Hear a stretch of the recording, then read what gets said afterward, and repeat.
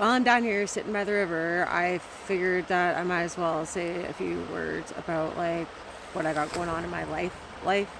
So I'm seeking restorative justice when it comes to Troy, and I've been like having a weird time with it lately because it's a really slow process, and it's one that's like not common, and it's pretty like it's it's a lot.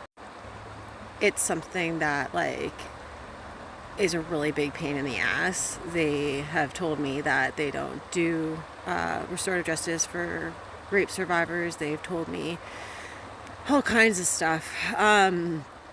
But here I am seeking restorative justice, publication ban off my name.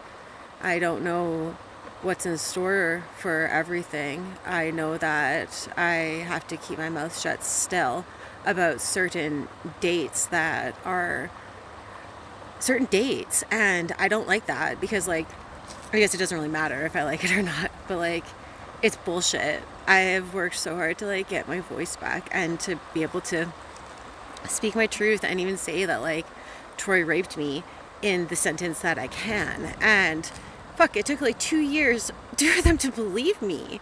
And so while all this stuff was going on, like, I don't know, I'm just not gonna get into it too much. It still fires me up, but like it's really hard. And restorative justice is something that I'm going after because, you know, I was raped in 2018 and now it's 2024, and I didn't know that there was a publication ban even on my name until this year, and it got put on my name in 2022.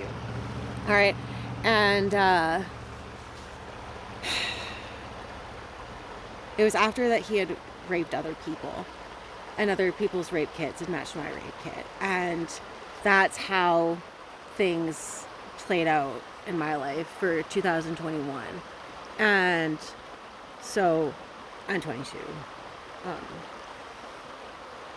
I'm going to share more about my story as time goes on. It just is really hard, and it's like really a lot to understand what freedom of speech is when like I come in, get my bat off, and then like nobody apparently has freedom of speech. I had no idea because I've been so busy dealing with my life and all this stuff. And so that's a little bit about what I went through in the spring when I did channel like my energy into those books, because like that's where these books came from, right? Like he pleaded guilty in April. I saw that April 22nd of this year, and then got my ban off on June 10th. And you know, I do have like news articles and like all this stuff that my life is like now become and turned into, I guess, over like 6 years of healing and like being repressed by like police and other stuff. So like being in the space that I am now, like 6 years sober, and like I got a decent head on my shoulders, and I've worked really, really hard for the healing that I've done. I feel like I'm in a space that I'm able to like share a little bit of experience, strength, and hope with other people out there. And that's when it came to like my books. That's how those ended up being. So I wanted to give a little bit of a backstory about like where those books actually came from, because they came from like a really deep place inside of me that like, oh, I'm shaking. Sorry, my camera's shaking now from just talking about this, but like they came from a place really deep down that like I wish that I could have said to like my people while I was going through some stuff. And like even though I might not necessarily like have gone through like the same stuff as you, or as, you know, obviously I walk my own path and you do too, but I wrote them in a general way so that they could be understood. And like I'm gonna continue writing. I'm gonna like, you know, I got a whole series right now. It's called my Not series, and that's where my 3 books are in. And they're books for kids on like hard topics. I'm gonna write one about like, I'm gonna write a lot. And so I appreciate you listening and supporting and just being a part of, because this is a really scary part of my journey, and I'm seeing all these like other people that are coming forward and like doing all these brave things in the world, and it really like just resonates with me because I didn't like fight this hard. Like no lawyers showed up on my behalf when I went to get my publication ban off.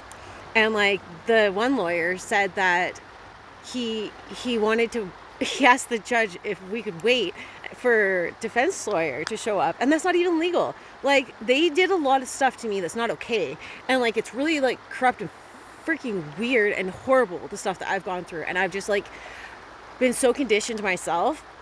And I guess I've been going through like this little bit of a awakening, I guess, or like realization that I've been so conditioned just to like stay silent. And I thought I wasn't as plugged into the matrix as I like, but that's part of it. Like keeping my mouth shut. And like, I'm sorry, I'm just like kind of going off sitting down here at the water, but like it bothers me, and it's not okay that like the way that I feel. And so I needed to be brave, and I needed to come on here and speak some of my truth, because I am going for restorative justice, and that I am not alone, and I am not the only person that like has gone through this stuff. And that's the whole point, is like I have a huge passion for like, man, I don't know how many victims there were behind me, but I know that like in court I heard, Your Honor, Mr. Shank never had a record before she came along. I heard that this year in 2024, after he's gotten charged with other people's assaults before mine, even though I was the first one to come forward. So explain to me how that works. But let's not talk about that, because then we'll have to talk about how the Kamloops RCMP lost my rape kit for over a year and had me running back and forth to my doctor's office and to my fucking, what the hell is it? The doctor's office and the hospital, trying to get my kit. And it turns out that it was at the police station the whole time. And then it turns out that they had a broken fridge that they kept their evidence in. And like, Troy got 15 months for my rape, for my assault in this year. And now I have to keep my mouth shut about dates. Even though, like, future dates. Even though I have the ban off of my name. It's just a total fucking nightmare. So with all these other people that are coming forward and sharing their stories, I just had it in me, man, to just get on here and be brave. And like, it's scary.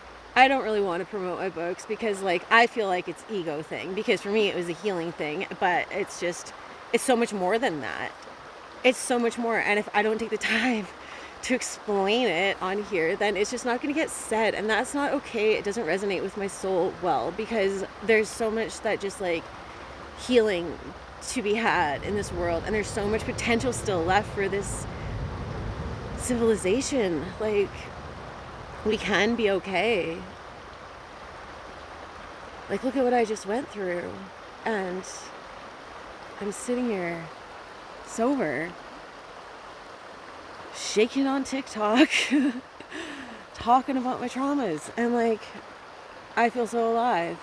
And it's just, it's life, and that's what life's about. And I'm just here to share with you that it's okay to like forgive yourself, and it's okay to not hate the person that like you want to hate, because like, man, I've been there. I have like hated Troy so bad that like I'm shaking again, but I don't have it in me. Like, I can't afford it. My health can't afford it. My being can't afford it to hate somebody. So like, how do I live with that in this body forever, right? And like, that's the, like, man, I got so much to say about that. Like, I have so much to say, because it's not mine to carry, and it's not yours to carry either. And everything's gonna be okay if we just stick together and remember that like love matters, like real self-love, and like family love, and like quality time, and love languages, and like back to basics, you know what I mean? It's just, we're coming full circle, I feel, with this whole universal timing of everything, and it's divine timing, and you know, it's a little wacky, but it is what it is, and we're all on this planet together. So man, like after he assaulted me, he went and had like kids, and like I want him to be the best dad that he can, even though that he did this to me, and I don't have to like him, but I want that for his kids, and for the future of our planet, and for the future of my kids and your kids, so that everybody's kids can just have a better fucking future. So thank you for listening.